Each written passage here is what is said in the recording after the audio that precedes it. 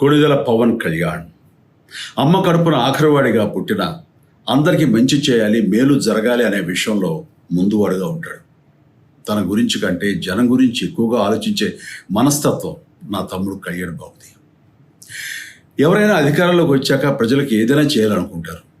కానీ కళ్యాణ్ తన సొంత సంపాదనని కౌలు రైతులు కన్నీళ్లు తుడిచేందుకు ఖర్చు పెట్టడం, సరిహద్దు దగ్గర ప్రాణాలొడ్డి పోరాడే జవాన్ కోసం పెద్ద మొత్తం అందివ్వటం, అలాగే మత్స్యకారులు ఇంకా ఎందరికో తాను చేసిన సహాయం చూస్తుంటే ఇలాంటి నాయకుడు కదా జనాలకు కావాల్సింది అనిపిస్తుంది. ఒక రకంగా చెప్పాలంటే సినిమాలోకి తను బలవంతంగా వచ్చాడు, రాజకీయాల్లో మాత్రం ఇష్టంతోనే వచ్చాడు. ఏ తల్లికైనా తన కొడుకు కష్టపడుతుంటే గుండె తరుక్కుపోతుంది. అలాగే ఏ అన్నకైనా తన తమ్ముడు అనవసరంగా మాటలు పడుతుంటే బాధ వేస్తుంది. అలా బాధపడుతున్న నా తల్లికి ఈ అన్నయ్యగా ఒక మాట చెప్పాను. నీ కొడుకు ఎంతోమంది తల్లుల కోసం, వాళ్ళ బిడ్డల భవిష్యత్తు కోసం చేసే యుద్ధం అమ్మా ఇది. మన బాధ కంటే అది ఎంతో గొప్పది అన్నాను.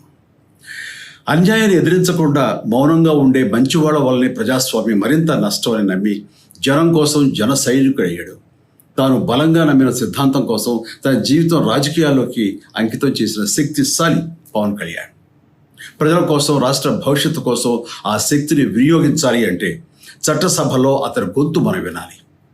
జనమే జయను నమ్మే జనసేనాని ఏమి చేయగలడో చూడాలంటే మీరు పిఠాపురం ప్రజలు కళ్యాణ్ని గెలిపించాలి.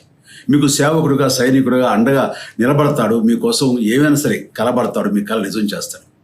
పిఠాపురం వాస్తవ్యులకు మీ చిరంజీవి విన్నపం.